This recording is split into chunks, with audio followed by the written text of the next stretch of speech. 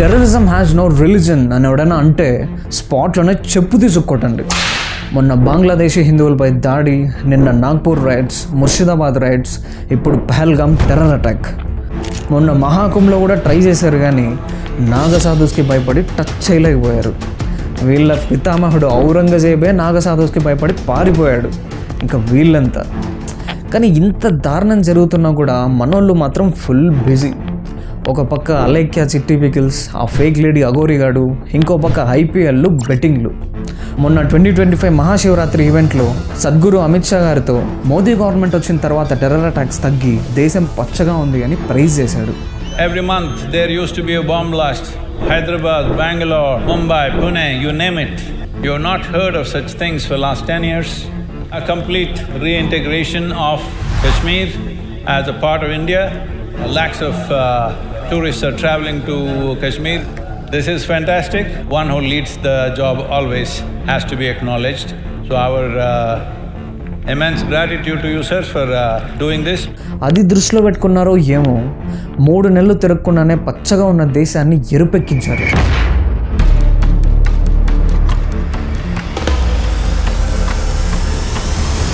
ఎంత brutal attack అసలు ఎలా జరిగింది?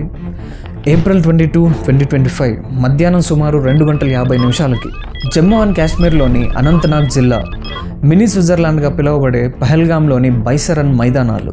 పైన్ చెట్ల మధ్య నుంచి 6 టెర్రరిస్టులు మిలిటరీ క్యామోఫ్లాజ్ వేసుకుని American made M4 carbine assault rifles, AK-47 assault రైఫిల్స్తో ప్రశాంతంగా ప్రకృతిని ఆస్వాదిస్తున్న టూరిస్ట్ని అటాక్ చేశారు. నిజంగా వాళ్ళు టూరిస్టులనే అటాక్ చేశారు అనుకుంటున్నారా? అక్కడ 40+ టూరిస్టులు ఉంటే ఖురాన్లోని వర్స్లు అడిగి ఐడి కార్డ్స్లో పేర్లు చెక్ చేసి చివరికి ప్యాంట్లు విప్పి హిందువులే అని కన్ఫర్మ్ అయ్యాక పాయింట్ బ్లాంక్ అంటే గన్ను తలకు పెట్టి అతి దారుణంగా చంపేశారు. ఈ అటాక్లో 26 మంది చనిపోయారు. 25 మంది హిందువులే, 15 మందికి పైగా గాయపడ్డారు. వినయ్ నార్వల్ మన ఇండియన్ నేవీ ఆఫీసర్ పెళ్ళయి జస్ట్ 6 రోజులు మాత్రమే అయింది. సరదాగా అలా భార్యతో పహల్గామ్ వచ్చాడు. అదే అతనికి ఆఖరి రోజు అయిపోయింది. మంజునాథరావు అనే టూరిస్ట్ని తన భార్య కళ్ళ ముందు చంపేస్తే నన్ను కూడా చంపేయండి అని అడిగింది. ఎంత ప్రేమ ఉండాలి అలా అడగాలంటే. కానీ వాళ్ళు మగవాళ్ళని మాత్రమే టార్గెట్ చేశారని ఆమెకు తెలీదు పాపం. నిన్ను చంపను, పోయి మీ మోదీకి చెప్పు అన్నాడు. ఈ అటాక్ వెనుకుందెవరు? ఈ అటాక్ని the resistance front TRF claim చేసుకుంది.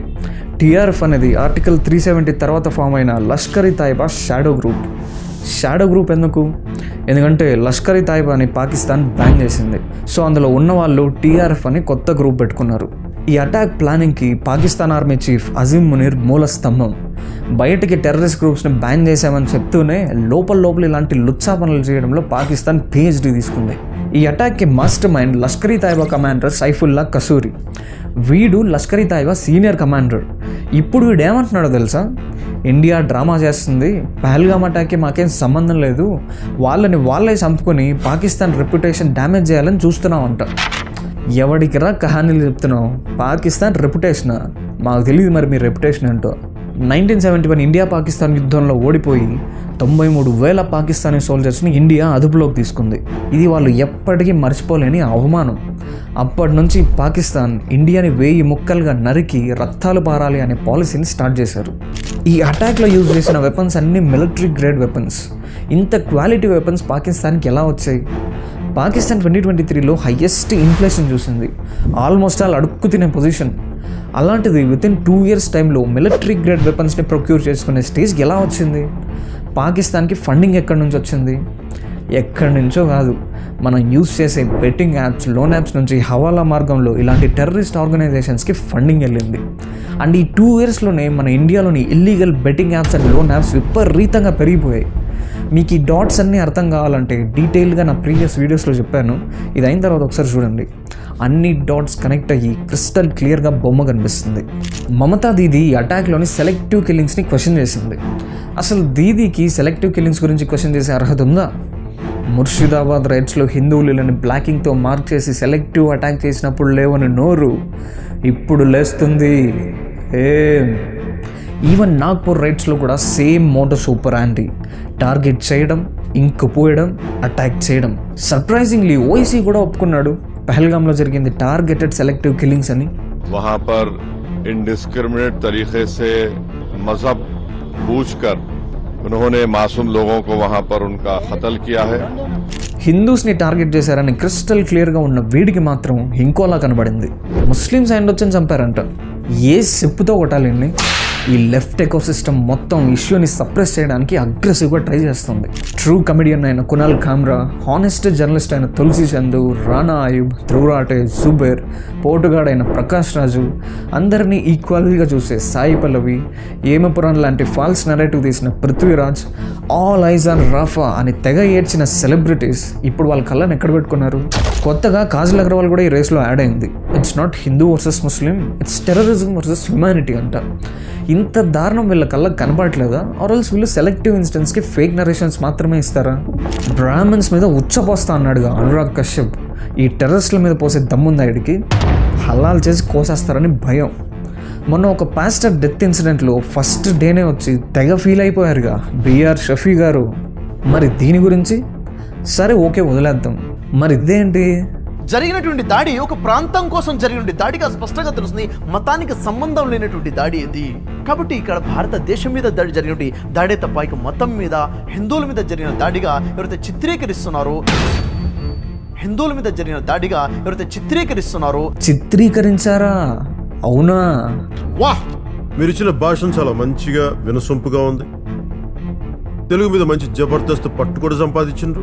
అందుకు మిమ్మల్ని అభినందించాల్సిందే. మరి ఇదేంటి? ఆ టైంలో మిమ్మల్ని ఏమని అడిగారమ్మా? అంటే వాళ్ళు అడిగారమ్మా పర్టికులర్? వాళ్ళు వచ్చి ఇద్దరు చేతులు పట్టుకొని కింద లై డౌన్ చేస్తుంటే హిందువా ముస్లిమా అని 2 times అడిగారంటండి. He was sitting there and he asked just one thing, kalima. So I said पता नहीं इंग्लिश में बात करो, उसका मतलब क्या है? So kalima and then shot. ఒకసారి ఆలోచించాలి. ఎప్పుడైతే ఉగ్రవాదులు దాడి చేస్తున్నారో అక్కడ పర్యాటకుల ప్రాణాలు కాపాడడం కోసము అక్కడ ఉన్నటువంటి సయ్యద్ హుసేన్ షా పోరాడి ప్రాణం కోల్పోలేదా? చంపే ఉగ్రవాది సయ్యద్ హుసేన్ షా ముస్లిం కదా, మరి ఎందుకు చంపారు? అక్కడ మతం చూడలేదు వారు. ఆదిల్ హుసేన్ అనే ముస్లింది యాక్సిడెంటల్ డెత్, అంటే ప్యానిక్ అయి పారిపోవడానికి ట్రై చేసినప్పుడు కాల్ చేయడం అలా. కానీ మిగతావన్నీ టార్గెటెడ్ కిల్లింగ్స్. మతం పేరు మీద, కులాల పేరు మీద వెడగొట్టి స్వలాభం కోసం ఇలాంటి ప్రయత్నాలు చేయబాకండి. స్వలాభాల కోసం ఎవడు చేస్తున్నాడో జనాలకు తెలుసులే, కానీ ఇది వీళ్ళ ఒరిజినల్ రియాలిటీ. ఇప్పటికైనా మనం రియలైజ్ అవుదాం. అటాక్ తర్వాత సౌదీ అరేబియాలో ఉన్న మోదీ గారు ఇమ్మీడియట్గా రిటర్న్ అయ్యారు. రాగానే ఫస్ట్ దెబ్బ చాలా గట్టిగా కొట్టారు. అదే పాకిస్తాన్ని ఎండగడ్డం. ఎస్, ఇండస్ వాటర్ ట్రీటీని సస్పెండ్ చేశారు. అలా చేయడం వల్ల పాకిస్తాన్కి తాగడానికి గడుక్కోవడానికి కూడా కష్టమే. మేబీ సాయి పల్లవి గారు ఫీల్ అవుతారేమో వాళ్ళని కష్టపెట్టినందుకు. ఈక్వల్ కదా. బట్ మోదీ గారి దెబ్బ గట్టిగానే ఉంటుంది. నెక్స్ట్, ఇండియా పాకిస్తాన్కి మెయిన్ ల్యాండ్ రూట్ అయిన అటారీ వాగా బార్డర్ని క్లోజ్ చేశారు. పాకిస్తాన్ వాళ్ళకి వీసా బ్యాన్ చేశారు. అండ్ ఆల్రెడీ ఇండియాలో ఉన్న పాకిస్తాన్ వాళ్ళని 48 hours రిటర్న్ వెళ్ళిపోమని ఆర్డర్స్ ఇచ్చారు. అదే కాకుండా ఇంకా చాలా చేస్తున్నారు. ఇది స్ట్రెస్ చేసి చెప్తున్నా, ఎందుకంటే 2008లో ముంబై అటాక్స్ జరిగినప్పుడు కాంగ్రెస్ గవర్నమెంట్ ఏం చేసింది? ఏమీ చేయలేదు. రిటాలియేషన్ కింద ఒక్క స్టెప్ కూడా తీసుకోలేదు. ఇమాజిన్ మళ్ళీ కాంగ్రెస్ గవర్నమెంట్ వస్తే ఆ ఊహే భయంకరంగా ఉంది. ఇంతకు ముందు టెర్రరిస్ట్ ఆర్గనైజేషన్స్కి ఫండింగ్ కావాలంటే అండర్ వరల్డ్ అని, మాఫియా అని, హవాలా అని చాలా ఉండేవి.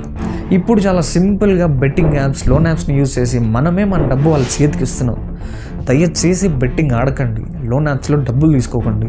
ఇండైరెక్ట్గా మనం లూజ్ అయ్యే ప్రతి రూపాయి తిరిగి మనల్ని అటాక్ చేయడానికి వాడతారు.